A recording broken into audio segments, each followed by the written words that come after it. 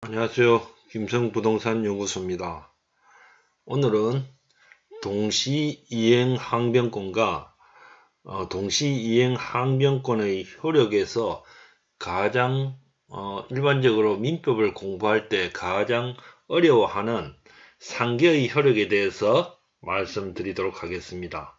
이 상계에는 자동채권과 수동채권의 개념이 포함되어집니다. 동시행 항변권은 임대인이 보증금을 돌려줄 때까지 임차인이 명도를 하지 않아도 되는 이유가 바로 이 동시이행의 항변권을 가지고 있기 때문입니다. 자, 그럼 지금부터 동시이행 항변권과 동시이행 항변권의 효력 중 상계에 대해서 말씀드리도록 하겠습니다. 자, 동시이행 항변권의 개념을 먼저 간략하게 설명드리겠습니다. 동시이행 항변권은 상무계약의 당사자, 일방은 상대방이 그 채무이행을 제공할 때까지 자기 채무이행을 거절할 수 있는 것이 동시이행 항변권입니다. 즉, 상무계약은 양 당사자가 상무계약을 함으로써 어떤 채권과 채무가 서로 생기게 되겠죠. 그죠? 그래서 이런 서로의 어떤 채권, 채무가 생김으로 인해서 나의 채무를 이행하지 않고 상대방 이행을 제공해라고 촉구할 수 있는 게 동시이행 항변권입니다. 이 동시이행 항변권의 성립 요건은 양 채무가 서로 대가적 의미를 가지고 있어야 되고 상대방의 채무가 변제기에 있어야 되고 또한 상대방이 제공을 하지 않아야 되는 것입니다. 자, 그럼 예를 들어서 설명드리도록 하겠습니다. 자, 매도인과 매수인이 매매계약을 했습니다. 이 매매계약은 상무계약이죠. 그죠? 또 양 채무가 서로 대가적 의미를 가지고 있습니다. 매도인은 등기를 이전하죠. 그죠? 소유권을 이전해 줘야 되고 매수인은 이 매도인의 부동산의 대금을 제공해 줘야 되는 대가적 의미를 가지고 있습니다. 그런데 두 번째, 상대방의 채무가 변제기가 되어졌다는 거죠. 즉 변제기가 도래되어졌을 때 이 동시이행 항변권이 발생한다는 겁니다. 다시 말해서 매수인이 계약금, 중도금, 잔금을 잔금 치고 마지막에 매도인이 소유권 이전을 해주죠. 그죠? 등기해줄 서류를 준비해서 소유권 이전을 해주는데 잔금 치는 시점이 되어졌는데 매도인은 등기를 해줄 모든 등기 서류를 다 준비하고 매수인이 잔금 치기만을 기다리고 있습니다. 그런데 매수인이 잔금을 안 치른다는 거죠. 그죠? 그래서 이 잔금 치르는 변제기에 도래되어졌고 또 매수인이 이행을 제공하지 않고 있다는 겁니다. 잔금을 치고 있지 않을 때 매도인은 변제기가 되어져도 등기를 넘겨주지 않아도 된다는 겁니다. 우리가 이행기 때 이행을 하지 않으면은 채무불이행, 즉 이행지체의 어떤 책임을 져야 되는데 이때는 매수인이 잔금을 치지 않고 있기 때문에 매도인도 등기를 넘겨주지 않아도 채무불이행이 되지 않는다는 겁니다. 다시 말해서 매도인은 매수인 네가 먼저 잔금을 칠 때까지 나는 등기를 안 넘겨주지 않을 것이라고 주장할 수 있는 것이 동시이행의 항변권입니다. 따라서 이런 동시이행 항변권이 우리 임대인과 임차인의 관계에서도 이 동시이행 항변권이 적용되어집니다. 다시 말씀드려서 임대인이 보증금을 돌려줄 때까지 임차인은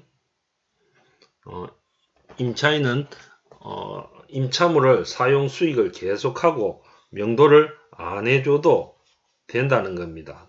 다시 말씀드려서 임차인은 임대인이 보증금을 돌려주지 않으면은 나는 방을 안 빼줄 것이다 하고 버틸 수 있는 힘이 동시이행 항변권입니다. 그래서 이 동시이행 항변권의 효력은 이행 거절의 권능도 가지고 있고, 또한 이행을 하지 않았을 때 또 채무불이행도 되지 않는 것입니다. 그리고 이번에 말씀드릴 것이 바로 동시이행 항변권이 가지고 있는 상계의 효력입니다. 앞서 말씀드렸지만은 이 상계와 관련 부분이 보통 민법을 공부하는 학생들이나 아니면은 수험생들도 제일 이해를 하기 어려워하는 부분이 이 상계와 관련된 부분입니다. 자, 상계의 효력은 동시이행 항변권이 붙은 채권은 이를 자동 채권으로 하여 상계하지 못한다. 항변권이 붙어 있는 채권을 자동 채권으로 하여 상대방 채무와 상계를 허용하면 일방의 의사표시에서 상대방의 항변권 행사의 기회를 상실하는 결과를 초래하기 때문이다. 자, 무슨 말인지 모르시겠죠? 자, 예를 들어서 다시 한번 말씀드리도록 하겠습니다. 자, 갑과 을이 금전 소비 대차 계약을 맺었습니다. 즉, 을이 갑한테 100만원을 빌려줬다는 거죠. 그러면은 갑은 을에게 100만원을 갚아야 될 채무가 존재합니다. 그죠? 자, 그런데 이 채권자 을이 갑이 카센터를 운영하는데 이 카센터에 자동차를 맡겼다는 거죠. 그죠? 그럼 자동차를 맡겼을 때 수리가 끝났을 때 이 카센터 주인 갑은 자동차를 채권자한테 수리된 자동차를 돌려주고 을한테 돌려주고 을인 수리비 100만원이 나왔을 경우에 100만원을 지급해야 된다는 겁니다. 그러면은 자동차 수리된 자동차를 돌려주는 거하고 수리비 100만원을 갑한테 지급하는 거하고는 이 두 가지는 동시이행의 관계에 해당되어진다는 겁니다. 그런데 앞서 말씀드렸듯이 갑이 을에게 줘야 될 100만원의 채권이 존재하죠. 그죠? 그러면은 이 채권을 우리가 가지고 상계를 할 수 있느냐 하는 부분입니다. 즉, 자, 자동채권, 상계권을 행사하는 자가 가지는 채권입니다. 자, 여기서 상계권을 누가 행사하냐 하면은 갑이 이렇게 얘기하죠. 그죠? 내가 어차피 니한테 빚진 100만원을 줘야 되고 네가 내한테 자동차를 맡겼기 때문에 니는 수리비 100만원을 줘야 되니까 내가 니한테 갚아야 될 100만원 하고 또 네가 을이 내한테 줘야 될 수리비 100만원 하고 요것을 상계하면 안 되겠느냐 이렇게 얘기를 하죠. 그죠? 자, 이랬을 때 상계권을 행사하는 자가 가지는 채권, 다시 말해서 카센터 주인이 가지는 채권이 즉 수리비 100만원이죠. 그죠? 즉 요 갑의 채권입니다. 갑의 채권. 갑의 채권이 100만원입니다. 그죠? 그럼 이 100만원을 가지고 이 소비대차, 즉 갑이 을한테 갚아야 될 100만원하고 상계가 할 수 있느냐? 이 상계가 안 된다는 겁니다. 왜냐하면은 이 빌려준 대여금 100만원하고 수리비하고 상계를 해버리면은 을은 먼저 선이행을 해서 수리비 100만원을 갑한테 줬는 게 되죠. 그죠? 갑한테 줬는 게 됩니다. 따라서 갑이 자동차를 돌려주지 않아도 어떻습니까? 을이 어떤 항변권을 행사할 수 있는 근거가 없어진다는 겁니다. 즉, 카센터 주인이 자동차를 안 주어도 을이 동시행 항변권 행사가 불가능하기 때문에 이렇게 자동채권을 통해서 상계는 안 된다는 겁니다. 그러면은 수동채권은 상계에 의해서 소멸하는 상대방의 채권이죠. 그죠? 그럼 여기서 자동차 주인 을의 채권이 바로 뭡니까? 수동채권입니다. 그럼 수동채권으로 해서 상계는 가능하다는 겁니다. 그죠? 자, 다시 한번 앞에 부분을 읽어볼까요? 동시항변권을 붙은 채권은 이를 자동채권으로 하여 상계하지 못한다. 항변권이 부착되어 있는 채권을 자동채권으로 하여 상대방 채무와 상계를 허용하면 일방의 의사표시에 의해서 상대방의 항변권 행사의 기회를 상실하는 결과를 초래하기 때문이다. 자, 따라서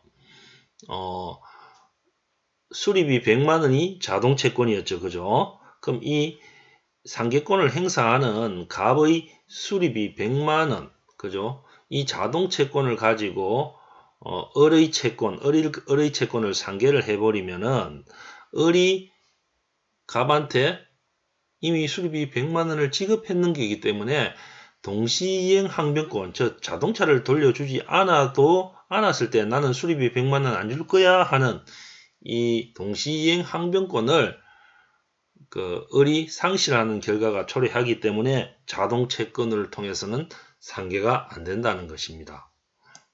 자, 그럼 다른 예를 다시 한번 들어보겠습니다. 자, 채무자가 갑이고 채권자가 을입니다. 그죠? 갑이 을에게 1억을 빌려줬습니다. 그러면 을이 갑으로부터 1억을 받을 채권이 있죠. 그죠? 그런데 이 갑과 을이 매매 계약을 했습니다. 그래서 갑이 가지고 있는 건물을 을이 1억에 샀다는 거죠. 그죠?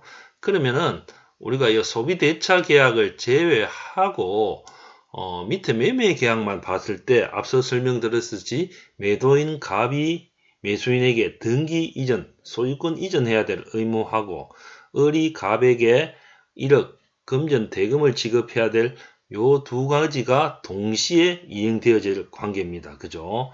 자, 그런데 여기서 자동채권은 상계권을 행사하는 자가 가지는 채권입니다. 즉 매도인 갑이 을로부터 받을 수 있는 1억이라는 채권이 있죠. 그죠? 그럼 이 채권하고 갑이 을로부터 1억을 받을 것도 있지만은 빌린 돈 1억이 있기 때문에 1억을 또 을에게 주어야 되죠. 그죠? 그러면은 이 대여금 1억의 채권, 그죠? 을이 가지고 있는 채권하고 요렇게 어떻습니까? 상계를 해버린다는 거죠. 그죠? 그러면은 자동채권을 가지고 이렇게 상계를 해서는 안 된다는 겁니다. 우리 동시행 항변권에서는. 왜?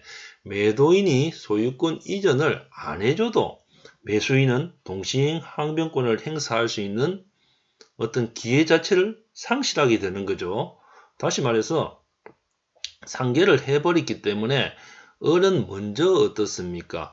1억이라는 매매 대금을 갑에게 줬는 것이 되죠. 그죠? 그렇기 때문에 등기를 이전하지 않아도 어떻습니까? 등기를 이전하지 않았을 때 매수인은 나는 1억 그럼 금전 대금 지급을 안 한다 이렇게 버틸 수 있는 항변권을 상실한다는 겁니다.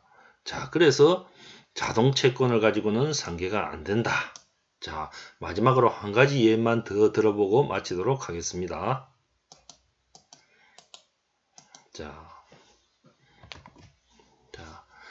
역시 갑하고 을이 있습니다. 그죠? 그런데 앞서 예와 같이 금전 소비대차 계약을 맺어서 갑이 을에게 500만원을 지급해야 된다는 거죠. 그럼 을은 갑으로부터 500만원이 아니고 5천만원을 받을 채권을 가지고 있다는 겁니다. 그죠? 그런데 갑이 을의 건물에 들어와서 이렇게 지금 임대차 계약을 했는 상황입니다. 그래서 임대차 계약이 끝났을 때 임대인 을은 보증금 1,000만원을 돌려주고 갑은 임차물을 명도해 줘야 될 요 두 관계가 동시이행 관계에 해당되어집니다. 그런데 자동채권, 즉 창개권을 행사하는 자가 가지는 채권, 그죠? 여기서는 갑이죠, 그죠? 즉 갑이 가지고 있는 채권, 즉 을로부터 받을 보증금 1,000만원을 갑이 이렇게 말합니다. 내가 니한테 지금 갚아야 될 5천만원이 있고 니한테 받아야 될 1,000만원이 있으니까 1,000만원을 제하고 내가 4천만원만 어떻습니까? 4천만원만 니한테 갚으면 안 되겠나 하는 거죠. 그죠? 이게 안 된다는 겁니다. 만약에 4천만원만 그래 갚을게 하면 을은 어떻습니까? 4천만원을 받았죠. 그죠? 그럼 4천만원을 받았단 말은 다시 말씀드려서 보증금 1,000만원은 갑에게 돌려줬다는 말하고 똑같죠. 그죠? 그러면은 이런 상황에서 을은 받을 것을 다 받았기 때문에 그죠? 임대차 기간이 끝나서 임차인인 갑이 임차물을 명도를 하지 않아도 어떻습니까? 임차인이 명도를 하지 않아도 이 임대인은 보증금을 이미 돌려줬는 것이 되기 때문에 동시이행 항변권을 행사할 수가 없게 된다는 겁니다. 따라서 자동채권을 가지고 상계를 하는 것은 안 된다는 거죠. 그죠? 그런데 수동채권, 상계에 의해서 소멸되는 상대방의 채권, 즉 임대인 을의 채권을 가지고는 가능하다는 겁니다. 그러면 임대인이 이렇게 얘기를 하는 건 가능하다는 거죠.